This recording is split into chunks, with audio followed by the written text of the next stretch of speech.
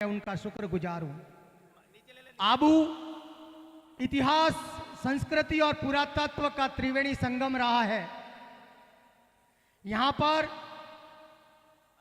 पूर्व समय में ब्रह्म खाई थी, जिसे हिमालय के पुत्र के रूप में नंदीवर्धन ने अर्बुद नामक सर्प की सहायता से उस ब्रह्म खाई को पाट कर वर्तमान में अर्बु पर्वत आबूराज खड़ा है। वह स्थान अति पवित्र माना गया है। महाभारत के वन पर्व में श्लोक संख्या 55 में ऋषि वेदव्यास कहते हैं कि ये युधिष्ठिर वन गमन के दौरान उस अर्बुद पर्वत पर अवश्य जाना, जहां पर एक रात्रि विश्राम करने से 1000 गायों को दान देने के समान पुण्य की प्राप्ति होती है। तत्तो गच्छेत धर्मज्ञ हिमवत सुतम अर्बुदम तत्राश्रमे आश्रमस्य वसिष्ठस्य त्रिलोकेषु विश्रुतः तत्राश्रमे रजनी में काम सहस्त्र गोफल लभेत। उस आबू की महिमा वेदों में, पुराणों में अपरंपार है। यहां पर भगवान राम के गुरु वशिष्ठ का आश्रम है। चंद्रावती जो पश्चिमी भारत की राजधानी रही, महानगरी रही, वाणिज्यिक कैपिटल रही, वो इस खराड़ी, प्राचीन नाम खराड़ी आबू रोड के पास में स्थित है। यहां पर जिस मूंगथला में अपन खड़े हैं, मुदगलेश्वर का शिवालय, जहां पर 838 ईस्वी का शिलालेख अपने आप में गौरव है। मधुसूदन जी का मंदिर जो, जहां पर धारावर्ष परमार का 1185 ईस्वी के शिलालेख इस बात के सबूत है। पाठ नारायण जो गिरवर में है, जहां पर 1287 ईस्वी का शिलालेख यह प्रमाणित करता है कि धारावर्ष परमार एक बाण से 3 भैंसों को एक साथ बीन सकता था, और जिसके प्रमाण आबू पर मौजूद है। मैं सिरोही जिले के चंद ऐतिहासिक स्थलों की ओर आपका ध्यान आकर्षित करना चाहूंगा।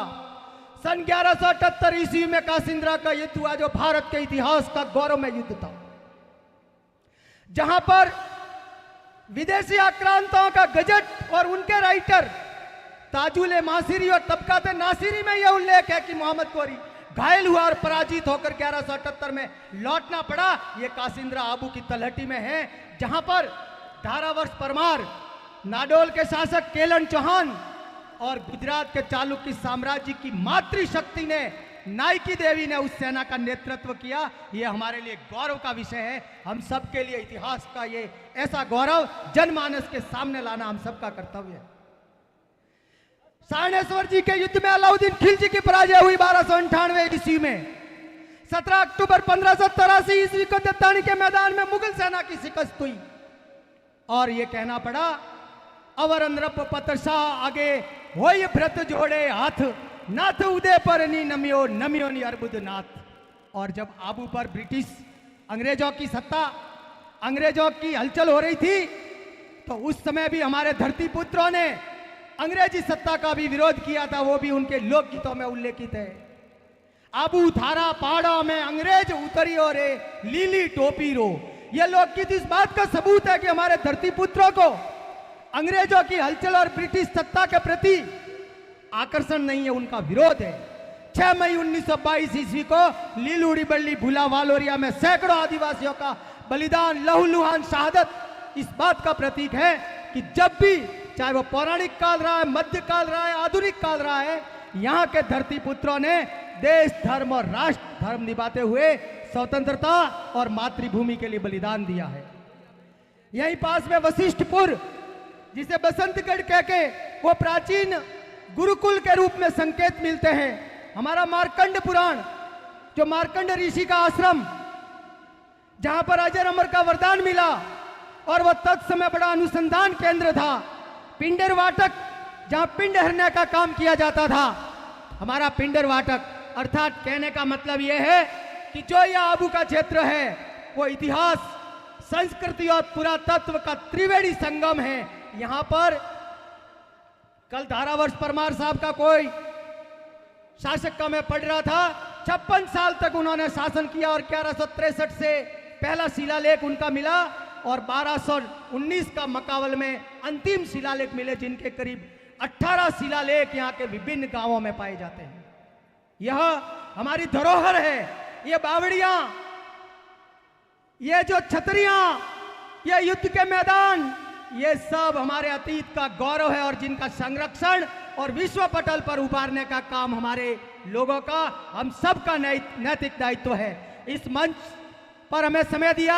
मैं तो अंत में यही कहना चाहूंगा, हमारे राजस्थानी भाषा को मान्यता मिलनी चाहिए और जो कॉम्पिटिटिव एग्जाम हैं, जहां पर राष्ट्रीय शिक्षा नीति और प्राकृतिक न्याय का सिद्धांत यह कहता है, उसके अनुसार ग्रेड 4 और ग्रेड 3 की भर्ती जिलेवार होनी चाहिए ताकि हमारे युवाओं को अवसर मिल सके, इस धरती और इस आबू के क्षेत्र के लोगों को पर्याप्त अवसर मिल सके। मैं ये भी कहना चाहूंगा, क्योंकि मंच पर विराजित सम्मानित राजनीति के लोग विराजित हैं, कॉम्पिटिटिव एग्जाम में हम प्रश्न पत्रों का विवेचन करते हैं, आलोचना समालोचना समीक्षा करते हैं।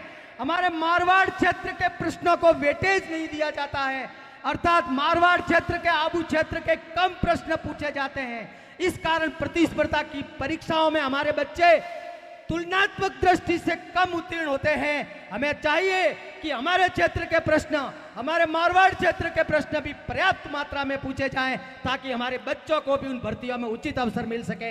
एक बार पुनः मैं आबू की उस सुषमा को नमन करते हुए अपनी वाणी को विराम देना चाहूंगा कि जहां की जलवायु, जहां की घाटियां, जहां की कंदराएं पौराणिक काल से लेकर आधुनिक काल तक हम सब के लिए प्रेरणा का स्रोत बनी रही है। एक बार पुनः आबू पहलो बरसू मालवे, पहलो बरसू मालवे, दूजो बरसू मेवाड़, आबू मत कर और थोट बरसू बारंबार। जय आबूराज, जय भारत, जय हिंद।